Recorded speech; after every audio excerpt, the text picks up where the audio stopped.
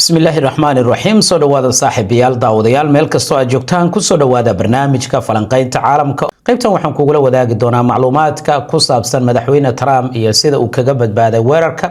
waayo cidda ka dambeysay weerarkaas sidee loo qorsheeyay waxaan kula wadaagi doonaa macluumaadkii ugu dambeeyay ee kala orodka ka dhacay goobtii uu ku sugnaa madaxweyne ku-xigeenka xaaskiisa iyo xubno kale oo ka tirsan dowladda Mareykanka waxaan kaloo aan eegi doonaa markabka Mareykanka laga leeyahay ee mar kale celiyay markab laga leeyahay dowladda Iran kaasoo ah mid kamid ah kuwa shidaalka qaada ee dowladda Iran halkee markabkaasi uu ku sugnaa dagaalka dhanka maraakiibtana ilaa imisa ayuu socon karaya mas'uuliyiinta dowladda Iran waxay ka laabteen Pakistan waxaana ay socdaalo ay ku marayaan dowladaha gobolka iyadoo markaan xiriir la sameeyay Turkiga iyo sidoo kale dowladda Masar maxaa arrimihii wada hadalka ka soo kordhay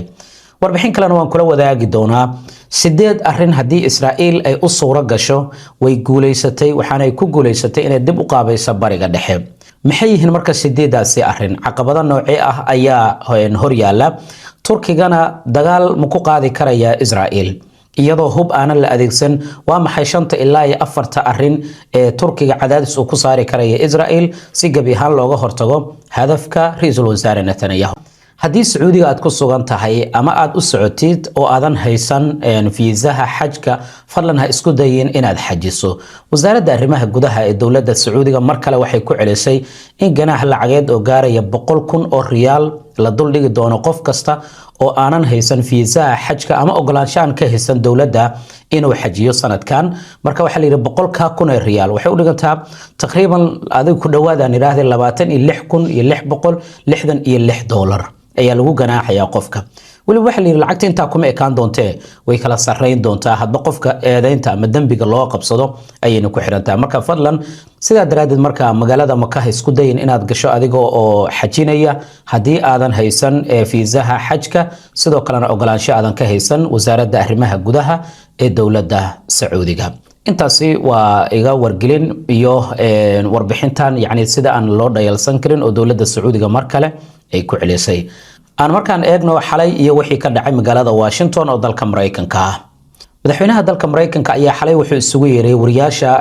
aqalka cad ee inta badan ka howlgala casho kulan ahaa ayaa la isugu yimid madaxweyne ku-xigeenka mas'uuliyiin ka tirsan dowladda Mareykanka iyo xubno dhowr ah ayaa ku sugnaa goobta markii xafladu ay meel dhexe ay marayso oo jawiga meel wanaagsan uu marayo laguna shirayay mid kamid ah hoteelada magaalada Washington oo Hilton lagu magacaabo ayaa ruux 30 sano jir ah waxa mar qura uu si xoog ah ku soo dhaafay goobtii ilaalada ay ka hayeen ciidamada amniga ee ku sugnaa hoteelka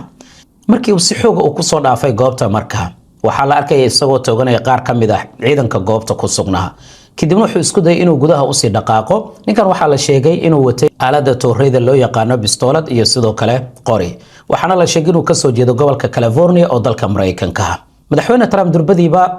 waxa uu iska jeediyay uu gabi ahaan beeniyay ama ugu yaraan uu ka leexiyay eeda in arrintan ay ku lug leedahay dowladda Iran oo wuxuu yiri arrintan Iran lama xiriirin karayo inta badanna mararka qaarkii way dhici jirtay inuu yiraahdo Iran ba soo weerartay waxay doonayeen inay dilaan iyo waxyaabaha la midka ah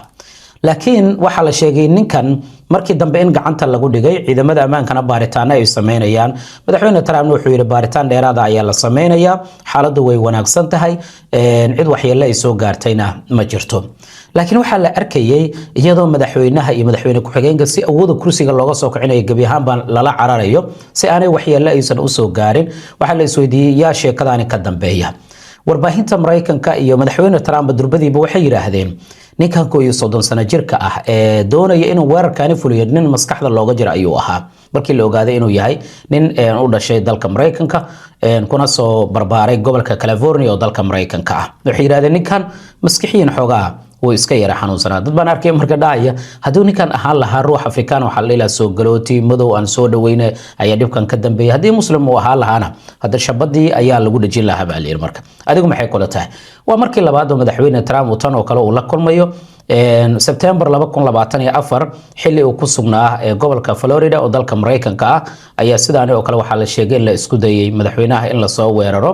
madaxweynaha dowladda Mareykankana dhinaca kale wuxuu ka hadlay arrimihii wada hadallada Iran iyo u socday iyo Mareykanka wuxuu yiri meel wanaagsan ay wax marayaan jawaab ayaan sugaynaa inkastoo wadiga u diri lahaa magaalada Islamabad gabi ahaanba uu baajiyay maalintii shalay sidoo kale Trump wuxuu sheegay in Mareykanka marnaba hubka nuclear-ka Iran uusan u adeegsan doonin dhacdada weerarka lagu qaaday goobta madaxweynaha uu ku sugnaana waa mid si weyn loo falanqeynayo warbaahintana ay baahinayso mas'uuliyiinta iyadoo laga soo xiganayo in la sheegay in baaritaana la sameynayo wax walba oo ka soo kordhay insha Allah barnaamijyadeena kale ayaan kugula wadaagi doonaa dalka Mali xaaladdu wali way qasan tahay meel sheekada uma aysan dhicin kadib markii shalay weerar la yaabay mar qura ay kooxaha hubeysan ee jihadiyiinta ka dagaalamaya dalkaasi Mali ay ku qaadeen dhowr magaalo oo dalkaasi ka tirsan waxaana laga baqayaa arintan inay saameyn ku yeelato dawlado kale oo ku yaala galbeedka qaaradda Afrika hadii marxalad ama wax macluumaad dheeraad laga helo dalka Malina barnaamijyadeena kale ayaan kugula wadaagi doonaa insha Allah taala markaan aan eegno macluumaadka ku saabsan Ra'iisul Wasaaraha Israel Benjamin Netanyahu tani markii uu bilowday dagaalkii magaalada Gaza October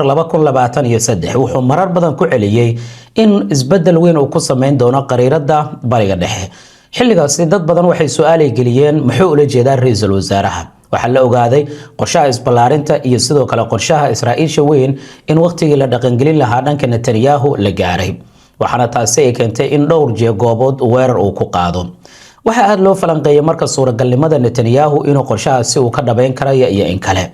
hadda waxa soo baxaya macluumaadka ku saabsan 8 arin hadii Netanyahu uu ku guuleysto suuragal inay tahay inuu qorshihii uu damacsanaa gabi ahaanba uu ka dhabeeyo 8daasi arin ilaa iminka waxaad moodaa midkoodna inaanu u suuragelin Ra'iisul Wasaare Netanyahu ama guud ahaan Israel waa tan koowaad in la burburiyo nidaamka Iran oo waxa la isku dayay gudaha in qalalaasa laga sameeyo dagaal waati lagu qaaday 28 February bishii June 2025 sidaas oo kale waati weerar lagu qaaday Iran dagaalkii 12 maalin socdo qorshuhu wuxuu ahaa in la kala burburiyo Iran maxay noqon doontaa talaabada saddexaad ee Iran ama marka saddexaad dagaalka lagu qaadi doono dawladda Iran nooca uu ekaanayo si Netanyahu uu qorshihiisa ugu guuleysto Iran waxay taagan tahay annaga waan idin sugaynaa soo socdo wax walba waan haysanaa waa arinta labaad in meesha laga saaro barnaamijka nuclear-ka ee dawladda Iran ilaa iminka laguma guuleysan oo falanqeeyaasha qaar waxay leeyihiin suuragal ma tahay Iran inay madaxyo nuclear ay haysato waana sababta ay yani powerka ay u muujinayso marka miiska wada hadalka la joogo sidoo kale Netanyahu arinta saddexaad ee guush u horseedi karta ayaa ah in gabi ahaan Hezbollah hubka laga dhigo Hezbollahna way diideen in hubka ay dhigaan waqti xaadirka oo Israa'iil ay hubka ay ku wareejiyaan ama dawladda Lebanon iyadoo Lebanon iyo Israa'iil wada hadal oo u socdo laakiin waxa la yiri Hezbollah hubkeedii ugu cuslaa wali ma aanay isticmaalin tan September 2024 markii la dilay hoggaanka ugu sarreeyay ee xisbiga dhinaca kalena arinta afraad waa in magaalada Gaza gabi ahaan hubka laga dhigo waa caqabad kale oo Israa'iil haysato xoogagga iska cabinta Xamaasna way diideen in hubka ay wareejiyaan hadii hubkaasi ay wali xoogagga gacanta ay ku haystaana uma suuragelaysan Netanyahu qorshihii isbalaarinta ee magaalada Gaza in la sameeyo inkastoo wasiirka maaliyadda ee Israa'iil uu lahaa magaalada Gaza iyadoo xaaladda sidaan ay tahay waa in isku balaarina deegaamo in laga sameeyaa dadkana lagu qasbaa inay magaalada ka barakacaan arinta shanaad waa in shacabka magaalada Gaza gabi ahaan la barakiciyo inkastoo aad moodo mashruuca si kale inuu u socdo oo dadka qaarkii mararka qaarkii la qasbayo kuwana ballanqaadyo loo sameynayo oo dadkii magaalada Gaza si tartiib loo barakicinayo haddana dadku gabi ahaanba waa ku weydiida inta dagaalka uu socday inay dhulkooda ay gabi ahaan ka haajiraan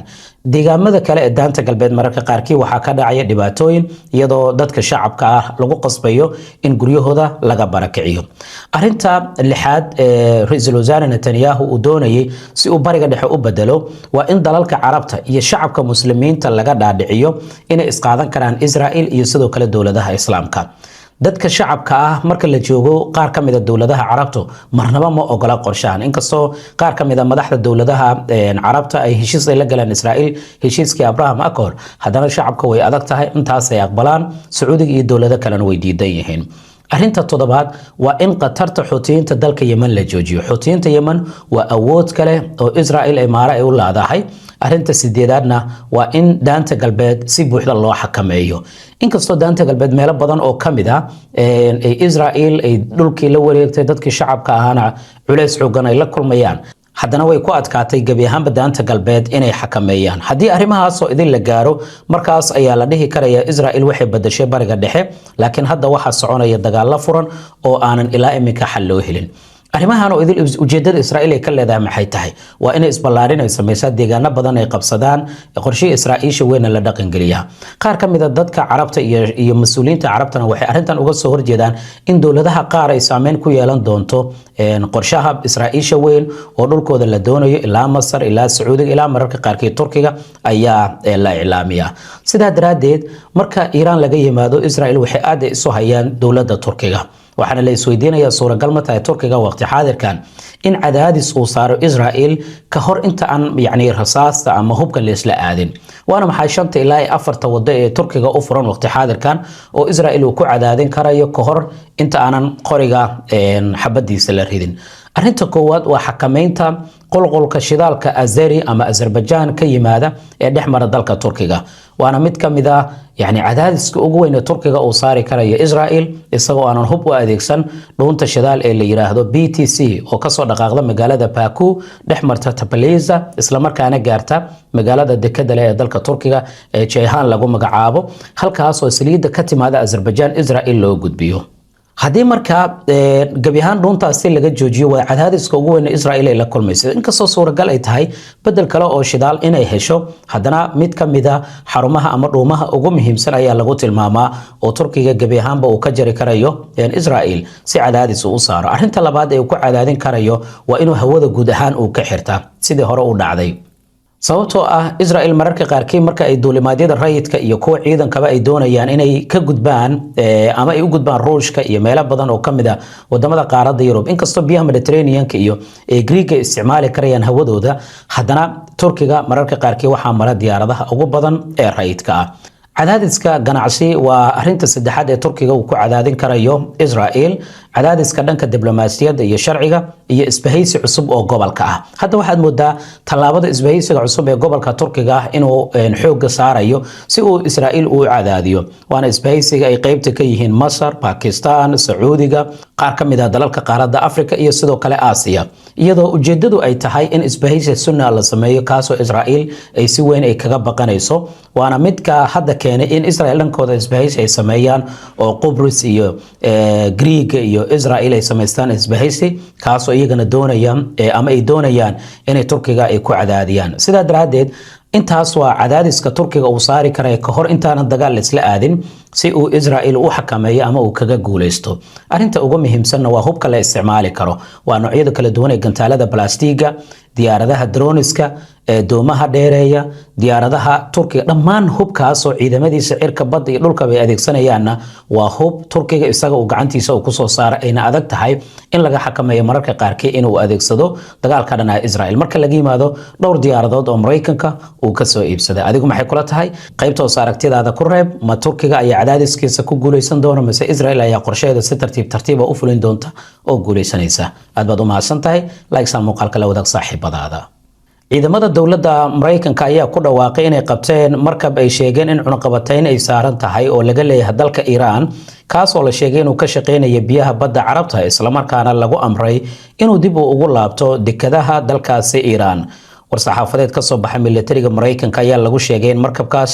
oo Sifan lagu magacaabo inuu ka tirsan yahay shabakad 19 markab ah oo loo adeegsado sida la sheegay in lagu qaado batroolka iyo gaaska dowladda Iiraan, waliba si qarsoodi ah si loogu iibgeeyo suuqyada caalamka. ciidamada Mareykanka waxay sheegeen in diyaaradahooda helikobtarada ah inay ka dhaqaaqeen mid ka mid ah maraakiibta dagaal ee dowladda Mareykanka, kuwaas oo hakiyay sii socoshada markabkan sida lagu sheegay warbixinta. waxaana la sheegay hadda markabkan in uu qaatay amarka ciidamada ee dowladda Mareykanka, isla markaana dib uu ugu laabtay halkii uu ka soo dhaqaaqay sida lagu sheegay qoraalka. taliska dhexe ee ciidamada Mareykanka ee CENTCOM ayaa tilmaamay in markabkan oo cunaqabatayn hore u saartay wasaaradda maaliyadda sabab la xiriirta ka qayb qaadashadiisa dhoofinta tamarta ee dowladda Iiraan in la arkay isagoo isku dayaya inuu gudbo. warbixintu waxaa intaasi ku dartay markii godoominta dowladda Iiraan ee la saaray tan iyo bilowgii in Mareykanka uu dib u celiyay in ka badan 37 markab oo lala xiriirinayo howlaha dhoofinta shidaalka. Mareykanka iyo Israa'iil ayaa 28 February 2026 waxay bilaabeen dagaal ka dhan ah dowladda Iiraan, kaas oo sababay in ka badan 3,000 oo ruux inay dhintaan. kadibna 8 Abriil Washington iyo Tehran ayaa waxa ay ku heshiiyeen heshiis xabajoojin ku meel gaar ah oo dowladda Pakistan ay garwadeen ay ka ahayd iyada oo la rajeynayay in wada hadallada ay sii socdaan dagaalkana la soo afjiro laakiin waxaad moodaa hadda inaan la isfahmin marxaladaasina aan loo gudbin iyadoo wasiirka arrimaha dibadda ee dowladda Iran Abbas Araghchi uu ka dhaqaaqay magaalada Islamabad iyadoo wax heshiis aan la gaarin sidaas oo kalena waxa la filayay inuu Moscow uu tago laakiin waxa uu ku hormaray dalka Oman wasiirka arrimaha dibadda ayaa dhinaca kale waxa xiriir uu la sameeyay mas'uuliyiinta dowladaha Turkiga iyo Masar kuwaas oo qayb ka ah heshiiska xabajoojinta ah ee u dhaxeeya Mareykanka iyo sidoo kale dowladda Iran wax walba arrimahan ka soo kordha barnaamijyadeena kale ayaan kugula wadaagi doonaa insha Allah aad baad u mahadsantahay like sar muuqaalka la wadaag saaxiibadaada markale inta barnaamijkan lamida ku kulmi doona nabadgelyo